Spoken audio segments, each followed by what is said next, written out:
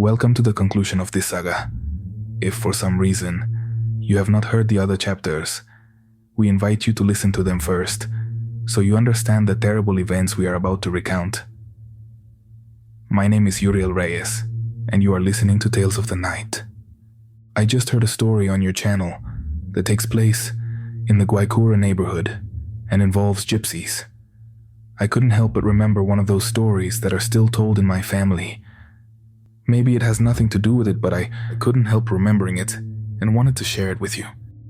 About 20 years ago, my parents had a small stand where they sold toys and other knickknacks a few days a week. On Tuesdays, they set up in that neighborhood. A gypsy woman, who really frightened my mother, would pass by every Tuesday without fail, asking for some merchandise in exchange for a card reading. My mother always refused, but something about her frightened her, so she always ended up, at least, giving her a coffee. One day, the gypsy woman arrived accompanied by two girls. As always, she asked my mother for something in exchange for reading her cards, and my mother, as always, politely refused, but offered her some coffee. The gypsy woman took it, thanked her, and continued walking. However, as she left, my mother noticed how, in an almost imperceptible movement, the girls accompanying her had taken toys from the stand. And they weren't girl toys. They had specifically taken the most expensive-looking ones. My mother stopped them and asked the gypsy woman to check that they had taken something by mistake. No, they didn't take anything, she said very confidently, with that strange accent she had. Check them, Mom. They took something. I don't have to check them because I know they didn't take anything. We're leaving now. By the time the gypsy woman said this, some people passing by and at other stands had noticed the commotion, and my mother, now more scared and embarrassed than anything, without saying a word, returned to her stand.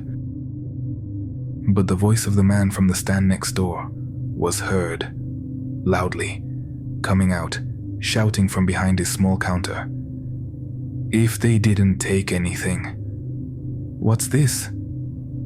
As he said it, he snatched a toy from the gypsy woman that she had somehow taken right in front of my mother, and without her noticing. The girls are also carrying things, the man said. Turning to my mother, he showed her the toy and asked, "Is this from your stand?" My mother couldn't answer. The gypsy's gaze was fixed on her and practically prevented her from speaking. In the end, she nodded with doubt. The man gave her the toy and told the gypsy woman that he didn't want to see her stealing around there again. By then, the girls had already disappeared into the crowd. The following Tuesday, the space for the man's stand was empty. My mom started having pain in her arm that wouldn't let her carry things and stopped selling in that neighborhood. My dad could only go on weekends, and they had to set up in another part of the city, so they never went back there. Around that time, a woman began to appear in my house. I never saw her. At first, only my mother saw her. But one night, my father also saw her with total clarity, standing next to my sister's crib in the room with them. When we moved, the woman seemed to have stayed behind. There's another detail. Maybe it has nothing to do with it and I have to confirm it, but I'm almost sure that it was around those dates when Danny, the cat that had been with my mom for about 12 years, went out one night never to return.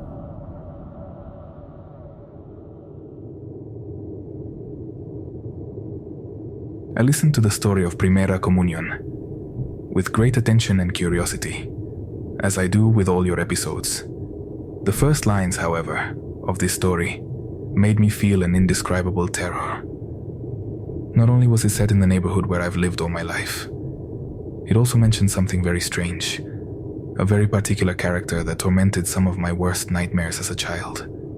The street where we lived at some point was inhabited only by members of my family. Then they moved away, but one of my uncles, Pedro, stayed with his family, 2 houses away from mine.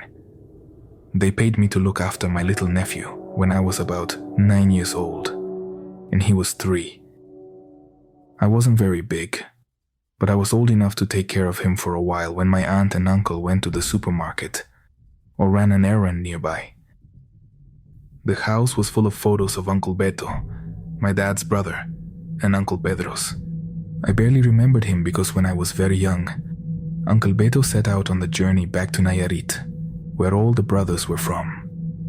The curious thing is that on these trips, he always hitchhiked or got on the train when he could, and had made that journey between Tijuana and Tepic several times. But on that occasion, he never reached his destination, nor did he return. They simply stopped hearing from him. There was an eternal discussion between my father and Uncle Pedro, because my dad thought that Uncle Beto had probably had an accident somewhere along the way. But Uncle Pedro insisted that Uncle Beto hadn't notified anyone that time that he was leaving, and he had never left without telling everyone. The day he left, he went out at night from my dad's house, and we never heard from him again. However, what's more terrifying about the matter is that my little cousin claimed that a horrible cat would visit him at night, even on some occasions when I was taking care of him. He said that several times it had chased him through the garden when he happened to be alone in it, for some reason. When we asked him what this cat looked like, it puzzled us that he somehow pointed to Uncle Beto's photos. When he grew up, he stopped seeing it, or at least, he stopped telling us that he saw it.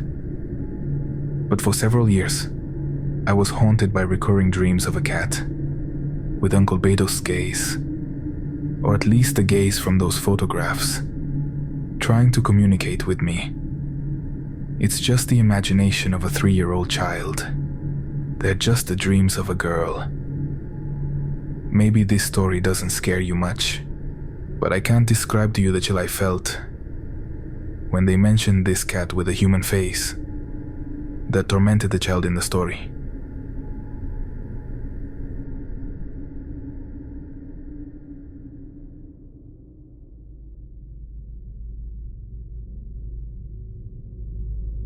I also lived in that neighborhood from the stories for a good part of my life. Even today, I live just 5 minutes away in the Del Lago neighborhood, literally crossing that ravine where they found the dead child. I remember my years there in complete tranquility, to be honest. But after having listened to the episodes, I've been able to remember some details that had never been more than a bizarre matter, perhaps something sinister, but without a hint of being supernatural. My parents got married in the church of that neighborhood, right in the mid-80s. I was always intrigued to see those wedding photos. It looked very lonely because neither of their families attended, just some friends. I remember perfectly some of those photographs coming out of the church. Next to it, in that small field where they held the kermis, and where I think the children also played soccer, as mentioned in that story. In the background, in several of the photographs, the figures of some nuns seemed to observe the event, completely in black, standing 1 meter apart from each other, 6 of them in complete symmetry. That detail was always something strange to see, and I would skip past those photos where they appeared when I was a child. The next visit I have to my parents' house, I'll look for those photographs to share with you, and I'll ask them who lived much longer in the place, if they know anything more about those strange figures that we got used to seeing in the photos of that wedding.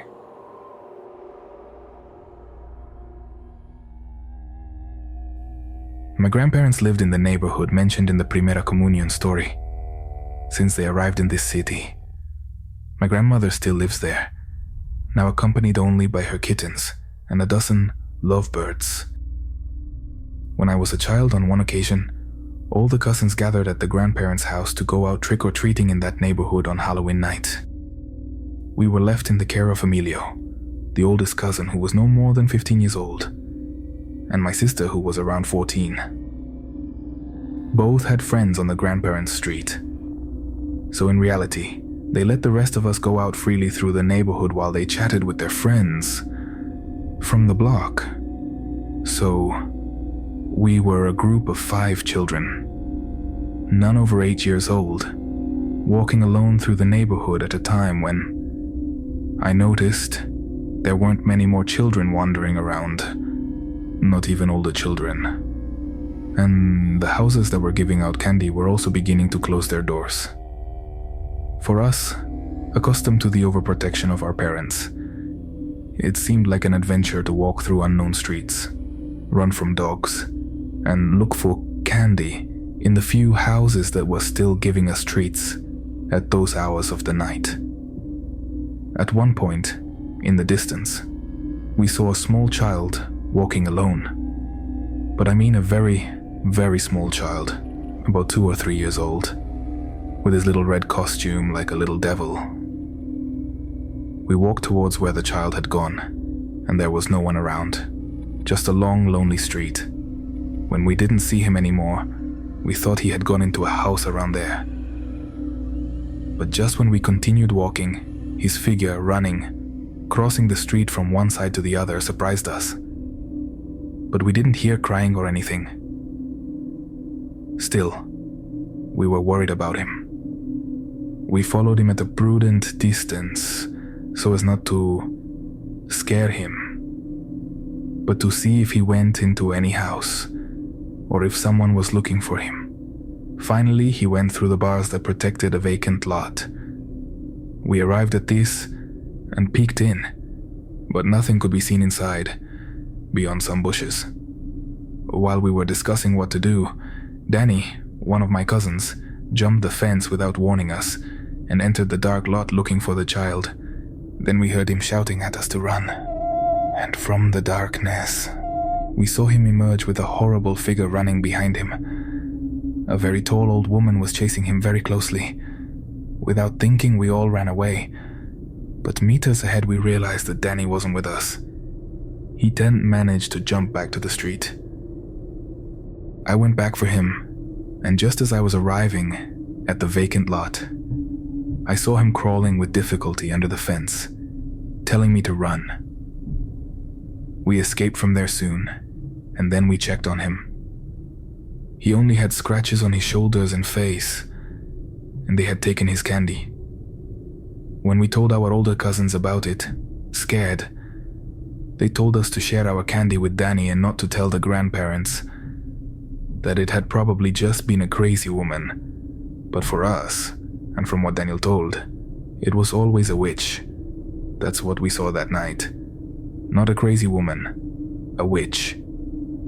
I've sent everyone who heard the episodes of this Primera Comunión story. I want to be sure it's not my imagination, but when I think of that woman, I imagine her with clothes similar to those worn by the gypsies who lived around there. I don't know if these are my memories, or if I'm just mixing it with what I heard in this video. But every Halloween without fail, we tell this story again.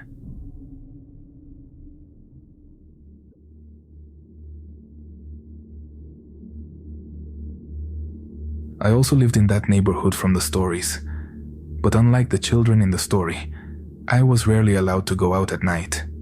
I lived on the last street of the neighborhood. It was called Punta Esteros. In front of my house, there was a ravine that led to Insurgentes Boulevard. And from our window, you could see the lights of much of the city. At the end of the street, there was a huge house, right at the end of a path, through the hill, which some people used to leave or enter the neighborhood. In the middle of that path, there was a strange construction that for many went almost unnoticed. There, in the middle of the hill, it was a construction that looked like the roof of a house, but it measured barely a meter in height. I was always intrigued to know what was inside, but I didn't like walking around there much, so I spent a long time without knowing what the hell was there. Once, being with one of my school friends who was at my house, we encouraged ourselves to walk to the end of the street and go down the hill on that path. And it was a total disappointment. When we got to the little house and peeked in, we realized that there was nothing inside. It seemed to be just an empty altar, nothing more, except that the interior floor was dirt. I always imagined it was an entrance to somewhere, some magical place maybe. I did see the nuns pass in front of my house, or at least a group of women with long dresses and their heads covered, who passed twice in front of my house in the early morning. My older brother and I witnessed this.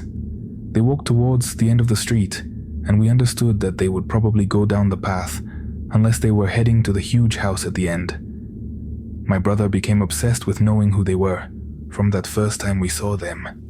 They made the dogs bark like crazy, but strangely they never woke up my parents, and that's saying something because my mom was a very light sleeper. The second time we saw them, my brother went out to the yard to see them up close. I came out a moment later, when the dogs were no longer barking, and my brother was standing by the door, on the street, looking outside. "Did you see them?" I asked him. "I couldn't. They walk very fast," he replied as he opened the door. "What are you going to do?" I said. "I'm going to the end of the street to see if I can see how they go down the hill." Before I could tell him it was a terrible idea, he ran out just like that, barefoot and in pajamas. My dog Chocolate ran out after him while I watched from the sidewalk, hoping my parents wouldn't wake up, but ready to scream at them with all my might, if necessary. The night was clear enough from the full moon to see my brother at the end of the street. He peeked over the small wall, and from there seemed to observe with the dog beside him. Suddenly, Chocolate began to bark desperately at something, and I only saw how my brother ran after him, shouting at him to come back. I lost sight of them for a few seconds. I froze for a moment, not knowing whether to run towards them or shout at my parents. But my brother's figure appearing on the street, carrying the dog that was almost his size and running towards me desperately, made me react. We ran in. He secured the door. He secured the house door and then the door of our room too. He was in a cold sweat, and even the dog in there with us still seemed very upset. "They went into your little house," he told me, referring to that small altar in the middle of the hill that couldn't even fit one person. "They all went in there, but an old man was outside like guarding, and he saw Chocolate and me and shouted at us. That's when our dog had barked, noticing the aggressiveness of the man, but my brother managed to stop him moments later. Years later, my brother told me that one early morning, he woke up because he heard Chocolate barking and saw a woman in black, like a nun, in front of the house door, just looking inside. That was almost 4 years later. Yes, I did have an experience with those nuns from your story. It was very strange to hear the story, to remember my neighborhood, the streets, the people, the stories that chased us as children, and the nightmares that made us wake up in the early morning. I grew up next to the Gato Bronco Road, the one that ended up being a boulevard and is mentioned several times in the video. I remember not only when they found the body of a child, but of several at the time. Even in times of heavy rains, that was a place where unfortunate victims from other areas ended up. Among so many paths that went down from the neighborhood to those ravines, a group of boys had built a hideout, a cave formed between several bushes and small trees that formed a perfect circle, very small but perfectly covered. Even as a child, you had to enter crawling, and inside always remained crouched. But that's what made it a perfect hiding place. A friend, Chui, invited me. He was one of those who had built this club, to call it something, and had cooperated with things for the others. And that was the condition to enter. You had to cooperate with something and then you could use it whenever you wanted, as long as you didn't bring someone outside without authorization. What I brought were some sodas, canned drinks, and not much more. And then, that day, from among the bushes, I saw how my friend took out some of the items that someone else had shared, including a collection of loose magazine pages, some completely torn out and others just poorly cut fragments. They all showed naked women behind those folds, and the ink was beginning to fade. It was the first time I saw the female body that way. It was fun to go there. Tomas and Gabby were some of the older boys in the group. They were 12 years old, and were the leaders and first founders of the club of that hideout. But shortly after, we stopped seeing Tomas. My friend Chui said he had gone to the other side, to the United States, but I never knew for sure. It was a very common step at that time, one that almost everyone took, one that I myself ended up taking, because today, I write to you. In fact, from Oregon, where I've lived for more than 2 decades. The Chinito was a boy with slanted eyes, whose name I unfortunately forgot. I think his name was Christian, but I couldn't be sure. He was the smallest in the club. He surely wasn't more than 8 years old. Ironically, he was the most interested in the photos of naked women. I had brought some of my Justice League comics for him, but he didn't seem interested. And I remember that afternoon, with total precision. I was playing soccer with my neighbors when I saw the Chinito passing by on the street, looking somewhat hurried. I shouted to know where he was going, and he told me to the club. I told him not to go alone, but he replied that Tomas had asked him to go. Took me a few seconds to react. Tomas hadn't been seen for months, so I quickly went into the house. I called Joey on the phone and told him what I had just seen. He said it also seemed strange to him, but that he would check the club, which was very close to his house, as soon as he finished his homework. So I didn't worry anymore. I went out to finish the game, and then went home. The next day, all hell would break loose. Very early, I received a call from Chui. The Chinito hadn't been seen since the night before. As soon as he knew they were looking for him everywhere, Chui ran to the hideout to try to warn him that they were looking for him and to avoid a scolding. But upon arriving inside, in the darkness, a lump moved quickly, something much bigger than the Chinito. A black lump, without a doubt, an adult. Fearing the worst, he approached. He approached as much as he could to the entrance, but saw nothing but darkness. He took a stone that was nearby and threw it inside, and then he saw how 3 large lumps moved there, completely dark, as if they were dressed in black, as if they were completely covered. He ran home and knew that the secret would have to be sacrificed. He told his parents about the club and what he had just seen, that they couldn't find a child. They quickly got in touch with the Chinito's parents and along with several neighbors went to look for that hideout in the ravine.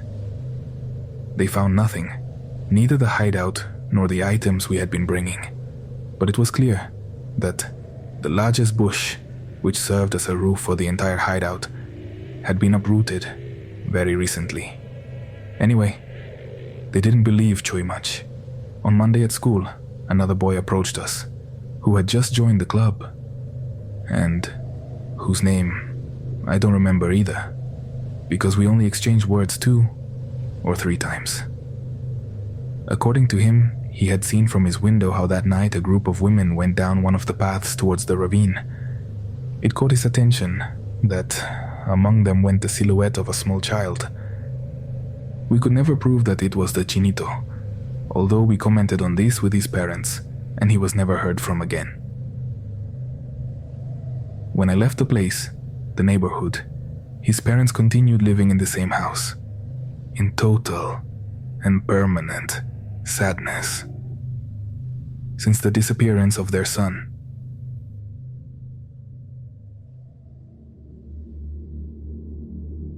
I never saw those nuns, but well, let's say I knew about them. My older brothers told me the story, although I always thought it was just inventions to scare me.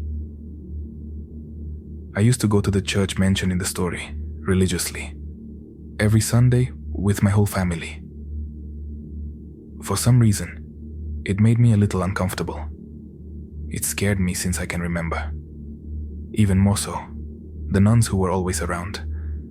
My brothers, noticing it, told me that I shouldn't be afraid of them, but of those who had left. I remind you that, as always, I didn't want to pay much attention to them, but they continuously followed the story, and I thought they were inventing more and more details to scare me. They mentioned that a nun was continuously seen on the roof of the church at night, and eventually the neighbors commented on it with the priest, asking if it was normal, or if the woman had some illness. It was a macabre vision for the poor people who had to pass through that street in the early morning, and they noticed that a nun peeked out from the bell tower to observe them. The problem was not resolved, but it did draw the attention of the community, and the priests, more specifically, about what was happening with that convent in the early mornings. They say that the priest, the sacristan, and the Mother Superior put a plan into action to discover which of the nuns was the one with that strange habit. They didn't fear anything bad or out of the ordinary for the most part, but perhaps the sleepwalking of a sick woman or the imbalances caused by an illness that could put her in danger. One early morning, they noticed how one of the nuns left the convent and entered the church very stealthily. They thought they had found the woman who was coming out of the bell tower, but this nun came out after a few minutes with a container of holy water. Then she headed towards the street. At a good distance, the three followed her until they lost her around a street corner. They walked stealthily and tried to guess where she had entered, and then the reflection of the fire, lighting, up against a wall allowed them to see several shadows that seemed to dance inside one of the houses. They approached and noticed that it seemed to have been uninhabited for years. But at that moment there were definitely people inside. Thinking that the nun might be in danger, they entered there, and what they discovered left them horrified. Around the fire danced 7 women, all dressed as nuns, but with different habits. 2 of them were undoubtedly from that convent, but the other 5 were complete strangers. They danced in such a way that they revealed that under their habits, their bodies were naked, and in the background, among symbols they clearly identified as demonic. A child, a very blonde child, watched the scene terrified. Something made the 3 witnesses feel a deep fear. They rushed out to call the other sisters, the police, trusted members of the small community at that time. Although it took them just 2 or 3 minutes, the priest understood that the child could be in imminent danger and decided to return, alone for him. By the time he did, the women, the child, and the fire had disappeared. But the sound that seemed to come from that dance had never done so, thus somehow hiding the escape. The nuns of that congregation, the 2 who were in this rite, never returned. But a group of nuns in black, completely in black, began to be seen from time to time wandering around the vicinity of the place. The strangest thing about all this is that my brothers still swear today that this story was only their imagination, their mischief in trying to scare me. But knowing the details, the stories they have been telling throughout this series of stories, I don't know. You tell me if I don't have reason to become even more closed off when I hear them.